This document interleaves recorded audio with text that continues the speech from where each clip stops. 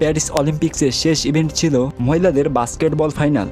আয়োজক দেশ ফ্রান্সের বিরুদ্ধে হাড্ডাহাড্ডি লড়াইয়ের পর সেই সোনাতেই পদক তালিকায় আমেরিকা চীনকে টপকে গেল। দু দেশের সোনার সংখ্যা সমান হলেও বেশি রূপো ও ব্রোঞ্জ জেতার সুবাদে শীর্ষে আমেরিকা। অলিম্পিক্সে পদক তালিকায় সাধারণত যে দেশ বেশি সোনা জিতেছে তারাই সবার উপরে থাকে। দুই দেশের সোনার সংখ্যা সমান হলে দেখা হয় কারা বেশি রূপো পেয়েছে। রূপোর সংখ্যা যাদের বেশি তারা উপরে থাকে। সোনা রূপো দুটি সমান হলে কে বেশি ব্রোঞ্জ জিতেছে তার ভিত্তিতে ক্রম তালিকা তৈরি করা হয়। প্যারিসে আমেরিকা 40টি সোনা, 44টি রূপো ও 42টি ব্রোঞ্জ জিতে মোট 126টি পদক পেয়েছে। চীনও 40টি সোনা জিতেছে, কিন্তু রূপো আমেরিকার থেকে কম, মাত্র 27টি রূপো পেয়েছে। ব্রোঞ্জ জিতেছে 24টি, মোট পদক 91টি। তৃতীয় স্থানে জাপান 20টি সোনা, 12টি রূপো এবং 13টি ব্রোঞ্জ জিতেছে।